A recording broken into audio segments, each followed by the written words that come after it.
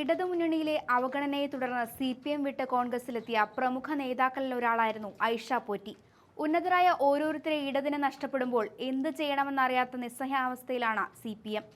ഇപ്പോൾ CPM നേതാവ് PK ശശിയെയും BJP നേതാവ് പ്രമീള ശശിധരനെയും പാർട്ടിയിലെത്തിക്കാനുള്ള നീക്കമാണ് കോൺഗ്രസ് നടത്തുന്നത്.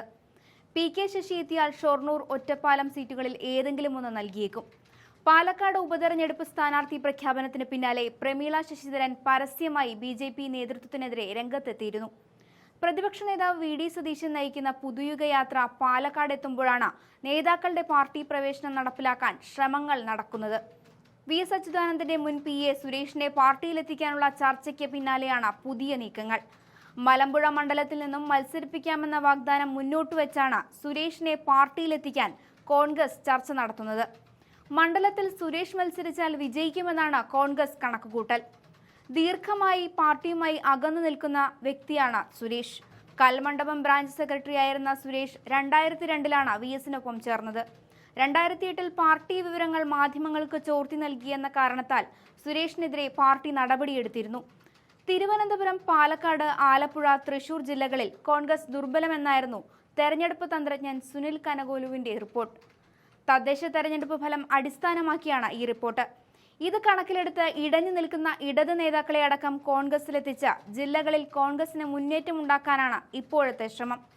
2015-2020 കാലഘട്ടത്തിൽ പ്രമീള ശശിധരൻ പാലക്കാട് നഗരസഭ ചെയർപേഴ്സണായിരുന്നു.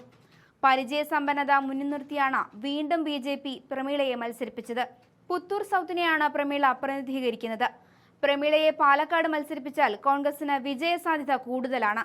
ഓരോ ജില്ലയിലെയും രാഷ്ട്രീയ സ്വാധീനം തിരിച്ചറിഞ്ഞുള്ള കോൺഗ്രസിന്റെ ഈ നീക്കങ്ങൾ നിയമസഭാ തെരഞ്ഞെടുപ്പിൽ പ്രതിഫലിച്ചേക്കും. PK ശശിയുടെ ചർച്ചയായ സിനിമാ ഡയലോഗും അതിന് മറുപടി നൽകുന്ന PM ആർഷോയുടെ വാക്കുകളും കേരളത്തിലേറെ ചർച്ചയായിരുന്നു.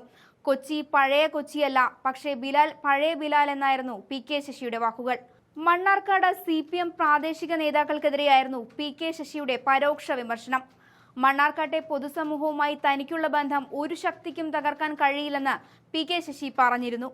മണ്ണാർക്കാട് നടന്ന CPM പ്രതിഷേധ പ്രകടനത്തിൽ PK ശശിക്കെതിരെ CPMൽ കൊലവിളിയും ഉയർന്നു.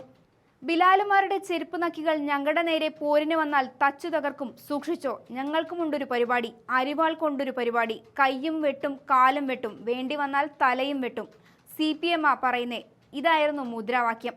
പാർട്ടി അധികരിച്ചാൽ ശബ്ദമൊന്ന് ഉയർത്തിയാൽ കൊന്നുകളയുമെന്നാണ് CPMലെ കൊലവിളി. ഈ പാർട്ടിക്കപ്പുറം രാഷ്ട്രീയ പ്രവർത്തനം നടത്താൻ പ്രമുഖ CPM നേതാക്കൾ ആലോചിക്കുന്നതിൽ ഒരിക്കലും തെറ്റു പറയാനാവില്ല.